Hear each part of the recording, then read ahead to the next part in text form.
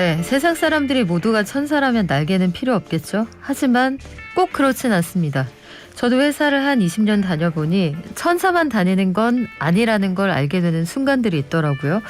차별도 있고 가끔은 속상한 일, 억울한 일, 또 하기 싫은 회식을 하는 경우도 있을 겁니다. 저는 뭐 개인적으로 회식은 굉장히 좋아하는 회식 매니아였습니다만, 그리고 이 뒤에서 얘기하는 것들, 그 누명 씌우는 것들 많고, 상하, 이 직급에 따라서도 여러 가지 문제가 생길 수가 있어요. 이런 걸 총칭해서 우리가 부르는 말이 생겼죠. 직장 내 갑질입니다. 직장 내 을질이 있다, 이런 주장하시는 분들도 계시는데, 여하간 인간관계 때문에 근무하기가 어려운 환경이 조성되는 경우들이 있거든요. 2019년 7월 16일에 그래서 직장 내 괴롭힘 금지법이 시행이 됐지만 이게 산재로 인정되는 과정은 만만치가 않습니다. 없으면 좋지만 만약에 이런 상황이 된다면 어떻게 대응하면 좋을까요? 직장 내 괴롭힘에 대해서 오늘 집중 탐구해 보겠습니다. 회사를 구하는 인사의 저자, HR 컨설턴트 장내석 노무사 오셨네요. 안녕하세요. 네, 안녕하세요. 1주년 축하드립니다. 네, 고맙습니다. 항상 저희 자리 빛내주셔서 저희도 감사드립니다. 직장인들이라면 아마 이런 고민들 많이 해보셨을 텐데, 지금이야 뭐 회식이라는 게 단어로만 존재합니다만 과거에 회식을 우리가 거하게 하던 시절이 있었잖아요. 그때 만약에 내가 신입사원이다, 회사에 갔는데 나는 간이 좀 안 좋고 체력이 떨어지는데 그렇게 술을 강요한다라고 하면 이런 거 직장 내 괴롭힘 많습니까? 네, 맞습니다. 요즘은 회식 자리 강요 자체가 직장 내 괴롭힘이 될 수 있는데요. 거기다가 술까지 강요한다? 당연히 직장 내 괴롭힘에 해당합니다. 그렇군요. 그런데 우리가 직장 내 괴롭힘을 방지하기 위한 법률이 생긴 게 벌써 3년 전이에요. 근데 어떤 행위를 직장 내 괴롭힘이라고 볼 수 있는지 이거 아직도 좀 헷갈리시거든요. 네, 직장 내 괴롭힘은 사용자 또는 근로자가 직장에서의 지위 또는 관계 등의 우위를 이용하여 업무상 적정 범위를 넘어서 다른 근로자에게 신체적 정신적 고통을 주거나 근무 환경을 악화시키는 행위라고 정의하고 있는데요. 이걸 좀 길지요. 하나씩 분석을 해보면 가해자는 직장 상사뿐만 아니라 동료나 후배도 가능하고요. 네. 지위 또는 관계의 우위, 이게 무슨 말이냐. 업무 지휘 관계뿐만이 아니라 뭐 근속 연수가 길다, 아니면 전문 지식이 높다, 뭐 감사 인사부서 같이 업무에 직장 내 영향력이 좀 높다, 뭐 정규직이다. 한마디로 그 조직 내에서 힘이 좀 있는 사람이 힘이 없는 사람을 괴롭히는 게 다 해당이 됩니다. 그래요. 이게 최근 들어서는 비단 위계질서뿐만 아니라 얼마나 직장 내에서 빅마우스이냐, 본인의 발언권을 가지고 있느냐, 이게 문제가 된다고도 하는데, 업무상 적정 범위를 넘는 행위, 상식적으로 지나쳤다, 금도를 넘었다, 이런 행위를 말하는 거군요. 네, 맞습니다. 업무상 필요성이 없는 그런 사적 행위나 아니면 필요성이 있다 하더라도 그 정도가 지나친 경우를 말하는데요. 그리고 이제 직장 내 괴롭힘 판단 기준 중에 신체적, 정신적 고통을 주는지 여부가 있는데, 이는 철저하게 피해자 관점에서 판단합니다. 요즘 이런 말 많이 하죠. 가해자가 내 동생 같아서 그런 거예요. 내 아들 같아서. 그렇게 얘기를 했더라도 네. 피해자 입장에서 고통을 받았다면 그거는 괴롭힘으로 인정될 수 있습니다. 동생 같고 딸 같고 그거는 집에 가서 하시고요. 자, 피해자의 고통을 밝히는 게 관건인데, 최근에도 안타깝게 현대차의 디자이너가 업무상 과로, 직장 내 괴롭힘 등을 토로하다가 이제 안타까운 사건이 있었습니다. 실제로 그런데 우리가 이론적으로는 얘기를 하는데 사회에서 이걸 인정하고 받아들여 주느냐, 그게 문제가 아닐까요? 네, 맞습니다. 업무 과로와 스트레스를 이렇게 호소하다가 이제 극단적 선택까지 한 현대차 디자이너가 계신데요. 그 사측의 적절한 사과나 보상, 그다음 조직 운영 책임자에 대한 조치를 취해야 한다는 권고가 그 현대차 내부의 조직문화 개선위원회로부터 나왔습니다. 근데 문제는 위원회가 이 연구원이 과로나 직장 내 괴롭힘을 겪었을 것 같다라고 판단을 했지만, 이로 인해서 극단적 선택을 했다고는 단정 지을 수 없다고 봤습니다. 그래서 이제 금속노조 현대차 지부에서도 사측 추가 조사를 요구한다면서 단체 행동까지 예고한 상황입니다. 이런 사례들을 보면 실제로 얼마나 갑질 사례가 많을까 걱정스러운데 괴롭힘 유형 중에 가장 많은 사례가 한 그 직장갑질 119 요 조사에서 보니까 부당지시라고 해요. 부당지시라는 게 기준이 있나요? 네. 그 직장 갑질 119의 통계에 따르면요. 2021년 1월에서 11월까지 이메일로 접수된 괴롭힘 사례 중에서 부당 지시가 586건으로 가장 많았고요. 그다음이 폭행, 폭언, 그리고 따돌림, 차별이 568건과 562건으로 비슷했습니다. 부당 지시는 이제 업무상 필요성이 없는 사적인 행위를 지시하거나 불법 행위를 지시하는 거, 아니면은 필요성이 있어도 그 행태가 폭언이나 욕설을 통해서 과도하게 지시하는 경우를 말하는데요. 예를 들어보면 최근에 삼성화재 자회사인 애니카 손해사정에서 10년 넘게 근무한 A씨가 업무상 스트레스로 산재 인정을 받았어요. 근데 어떻게 받았나 봤더니 영업사원이잖아요. 그러니까 성과 지표상 손해율을 낮추기 위해서 미결건, 그러니까 결제가 안 된 거죠. 네. 그거를 줄이라는 압박이 심했는데 그냥 팀장님이 미결건 좀 줄이세요, 이렇게 좋게 말하셨으면 되는데 뭐 장난하나, 욕 나오게 막 이런 식으로 그 폭언이 잦았고요. 또 고객들 몰래 미결건을 종결 처리하세요. 또는 200만 원 이상의 고액 미결건에 대해서는 정비 공장에 돈을 주고 종결 처리하라는 편법까지 지시해서 문제가 됐습니다. 이런 사례 외에도 아까 말한 회식이나 음주 강요 행위는 물론이고요. 연차를 못 쓰게 하는 거. 그리고 특별한 이유도 없는데, 일도 없는데 괜히 야근시키는 거, 이런 것도 다 부당한 업무 지시에 해당합니다. 연차 사용 못하게 하고 이런 거는 근로기준법도 위반 아니에요? 그렇죠. 당연합니다. 그래요. 이게 욕하고 사람을 다그쳐서 업무 성과가 나오면 모르겠지만 물론 그래도 하면 안 되겠습니다만 이런다고 업무 성과가 나오겠습니까?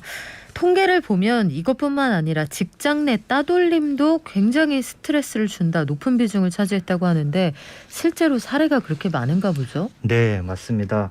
직장 내 따돌림을 당하는 사유도 다양한데요. 그 지방의 대중교통 서비스를 제공하는 공사에서 일하던 김 주임이 있었는데 막상 들어가 보니까 소속 사업장에 소장님이 계셨는데 무슨 최고 경영자 과정을 다닌다고 반년 동안 거의 매일 조퇴를 하시는 거예요. 그리고 리더인 소장님이 그렇게 하니까 그 밑에 직원들도 눈치 보면서 업무도 미루기 일쑤였다고 해요. 그래서 업무에 열의를 가진 이 김 주임이 전체 회의 때 그 비용 산정 방식을 개선하는 방안을 건의를 했다 그래요. 그랬더니 회의 참석자들이 누군 몰라서 하는 줄 알아? 뭐 쥐뿔도 모르는 게 나대기는 뭐 여기 도둑놈들만 있는 줄 알아? 등의 막말을 막 쏟아냈다고 합니다. 그리고 또 다른 사례인데요. 직장 내 따돌림도 마찬가지로 상급자뿐만 아니라 동료나 후배 직원도 가능하다고 하고 있습니다. 그 어떤 수제 맥주 회사가 있는데 거기에 커피 회사 출신의 그 고졸 점장이 부임을 했는데 그 수제 맥주 회사 직원들은 20대 초중반의 남성들로 구성돼 있었어요. 근데 일도 열심히 안 하고 근태도 조금 문제가 있었나 봐요. 그래서 점장님이 새로 가서 근태 관리도 철저히 하고 서비스 처리 지침도 만들고 이랬더니 피곤하게 한다 이거죠. 그래서 자기들끼리 이렇게 공모를 해가지고 그 만나도 인사도 안 하고 점장한테, 그리고는 어떤 직원은 게시판에다 마녀 복장을 한 할머니 그림을 그린 다음에 뭐 낙하산 꼰대 집에 가라는 말풍선을 그려놓는 행동도 했다고 합니다. 유치하네요. 사람을 괴롭히고자 하는 거라는데 이런 사람들 앞에서는 한마디도 못합니다. 자, 폭언, 따돌림 이런 거 누가 봐도 직장 내 괴롭힘 맞는 것 같은데 이런 건 어떻습니까? 그 업무 특성상 일이 많은 업종일 수도 있고 혹은 사람들에게 골고루 분배할 수 있는 업무량을 몰아주는 거예요. 그 사람 고생 좀 해봐라. 일을 많이 시키는 거 이것도 괴롭힘이 될 수 있습니까? 네, 아주 대표적인 사례인데요. 업무상 적정 범위를 벗어날 정도의 업무 지시도 이제 직장 내 괴롭힘에 해당합니다. 그 유명 패스트푸드 업체가 있었는데요. 거기서 매니저로 근무하는 직원 A씨가 있었어요. 근데 근로계약서에 하는 일이 딱 정해져 있죠. 거기는 부자재 위생관리, 뭐 아르바이트 인력관리 등이 있었는데 이 친구가 좀 꼼꼼했나 봐요. 그러다 보니까 일하는 시간이 좀 오래 걸리니까 점장이 실력이 안 되면 몸으로라도 때워야지 이러면서 홀 서빙에 카운터, 주방 업무까지 닥치는 대로 일을 시켰고 A씨는 하루에 거의 15시간씩을 근무를 했다고 합니다. 이런 케이스는 직장 내 괴롭힘에도 해당하지만 근로기준법상 주 52시간 근무 한도에도 위반이 됩니다. 그러므로 이제 근로계약서나 직무기술서상에 정해진 업무 이외의 지시는 거부하실 수가 있습니다. 그래요. 그런데 이렇게 눈에 띄게 일을 몰아준다, 만회시킨다는 다른 사람들이 다 인지할 수가 있는 괴롭힘이잖아요.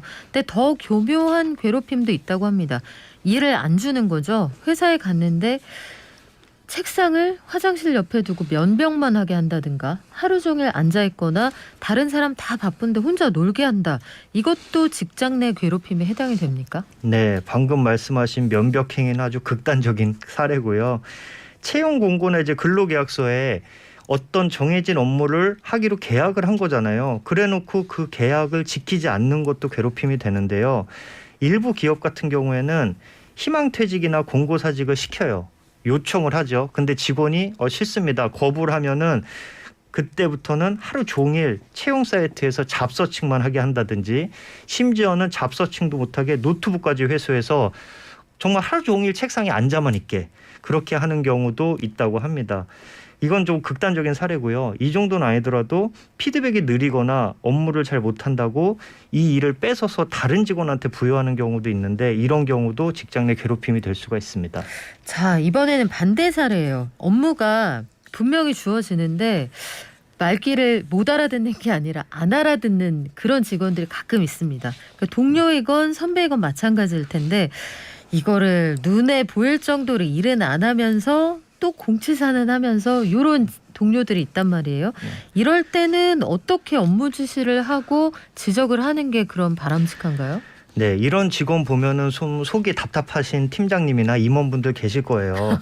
근데 이런 경우에도 아까 말한 것처럼 일을 뺏어서, 예를 들어 일을 열심히 하고 피드백이 빠른 직원한테 몰아준다. 네. 그럼 어떻게 될까요? 나중에는 그렇게 열심히 일하고 피드백 빠른 직원한테 계속 일이 쏠려서 그 직원만 야근을 해요. 그렇죠. 그러고 나면 어떻게 되죠? 그 직원이 버티다 못해서 이직을 합니다. 안 되는데. 그럼 그 조직 안에는 아까 말한 그런 일 느리고 안 하는 직원만 남게 되는 조직이 되는 거예요. 그래서 업무는 똑같이 주되 왜 이 친구가 이렇게 일을 열심히 안 하는지를 분석을 해야 되는데, 보통 세 가지 원인이 있습니다. 첫째는 일이 적성이 안 맞는 거예요. 나는 정말 소극적이고 내 분석적으로 일하는 거 좋아하는데 영업일을 계속 시키는 거예요. 그건 안 맞습니다. 네. 네. 그럴 때는 다른 직무를 부여한다든지 그런 방법을 찾아봐야 되고요. 아니면은 일이 어려워서 못 하는 거예요. 그거는 신입사원한테 그 인수인계도 제대로 안 해주고 일을 막 시키는 거죠. 그럴 때는 사내외 직무 교육이나 멘토링 같은 거를 활용해서 가르쳐 줘야죠. 그리고 이제 마지막으로 정말 개인이 의지가 없어서 안 하는 경우, 네. 이때는 이제 인사평가라든지 그런 걸 통해서 페널티를 부여해서 동기부여를 해야 한다고 생각합니다. 그래요. 이게 사실 교과서적인 대응 방식인데 이 페널티를 부여할 때까지 시간이 많이 걸려서 이게 어떻게 될지 좀 고민이 되기도 합니다. 그런데요, 직장 내 괴롭힘의 사례를 우리가 다양하게 살펴봤거든요. 문제는 내가 괴롭힘을 당하는 것 같다, 혹은 가까운 동료가 그런 상황을 내가 목격했다 했을 때 어떻게 대응하느냐잖아요. 이때는 어떻게 대응을 해야 되는 건가요? 네. 내가 괴롭힘을 당했다. 그럴 때는 그 사용자는 기본적으로 즉시 이를 조사하고 피해자 보호를 위해서 근무 장소 변경이나 행위자 징계 등의 조치를 취해야 될 의무가 있습니다. 그러니까 인사팀이 됐던 회사에 됐던 거기다가 이제 신고를 해야죠. 내가 할 수도 있고, 내가 직접 하기 부담스러우면 동료한테 얘기해서 제3자가 신고를 해줄 수도 있습니다. 그리고 이렇게 됐을 때 불안할 수 있어요. 내가 괜히 우리 팀장을 일러 바쳐서 네. 내가 조직 내 왕따가 되는 거 아니야? 하지만 이렇게 조사 과정에서 알게 된 비밀을 피해 근로자의 의사에 반해서 다른 사람에게 누설하지 못하게 돼 있기 때문에 그런 걱정은 안 하셔도 됩니다. 그런데 이게 회사의 결국은 인사팀이나 총무팀이 이 업무를 처리하게 되는 거잖아요. 회사에다가 회사에 문제가 있다고 했을 때 오히려 불이익만 당하는 건 아닌가요? 그럴 수도 있는데요. 보통은 그 회사에다 제기를 하는 경우도 있지만, 아니면 노동부에 제기할 수도 있습니다. 그러면은 노동부에서 회사한테 조사 결과를 내라고 하는 경우도 있고, 노무사나 변호사 같은 외부 전문가를 통해서 조사를 할 수도 있기 때문에 다양하게 신청을 할 수가 있습니다. 그래요. 이게 다른 건 그때그때 상황에 따라 다를 테니 일괄적으로 말씀드리기가 어렵습니다만 내가 감당하기 힘들 정도의 업무가 주어진다 그러면 참는 게 능사는 아닙니다. 그건 분명한 것 같아요. 네, 맞습니다. 네, 그리고 누군가에게 토로하시고 상황을 기록하시고 이런 작업도 필요할 텐데 우리가 다 행복하게 살려고 일하는 거잖아요. 너무 힘든 상황에서는 본인을 스스로 건져주는 것도 하나의 방법이라는 점 너무 아는 척했네요. 지금까지 HR 컨설턴트 장래석 노무사였습니다. 오늘 말씀 고맙습니다. 감사합니다.